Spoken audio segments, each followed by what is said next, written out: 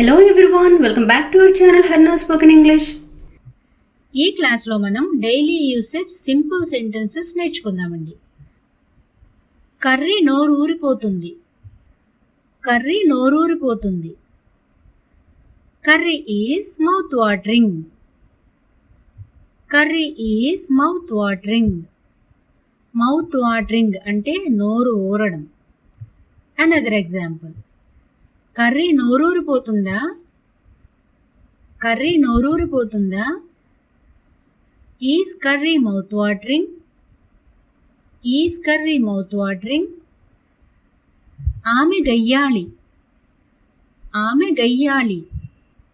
She is a termagant woman. She is a termagant woman. Termagant అంటే గయ్యాళి. Another example. ఆమె గయ్యాళా?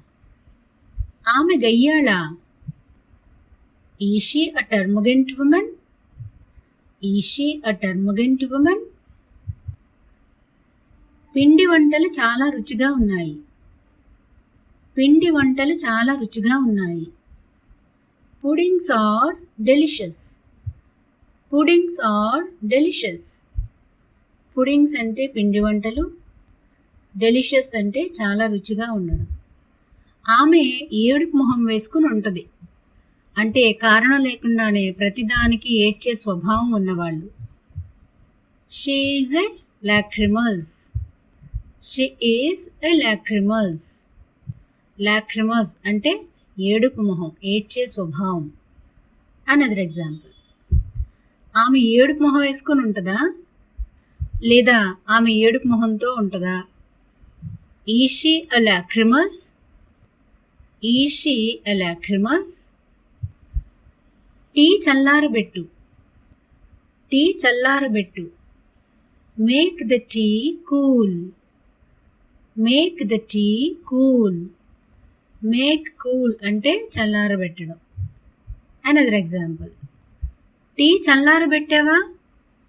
Tea చల్లారబెట్టావా? Did you make the tea cool? Did you make the tea cool? ఆమె అతనితో విసిగిపోయింది. ఆమె అతనితో విసిగిపోయింది. She was fed up with him. She was fed up with him. Fed up అంటే విసిగిపోవడం. ఆమె ఎందుకు విసిగిపోయింది? ఆమె ఎందుకు విసిగిపోయింది? Why was she fed up? Why was she fed up? So guys, class విన్నారు కదా. మీరేమి నేర్చుకుంటున్నా ఒక బుక్లో రాసుకొని డైలీ ప్రాక్టీస్ చేయడానికి ట్రై చేయండి. మీకు వీలైనప్పుడల్లా మీకు మీరుగా ఇంగ్లీష్లో మాట్లాడుకోవడానికి ప్రయత్నించండి. So without speaking you can't get any fluency. You know very well. So please keep doing. See you in the next video.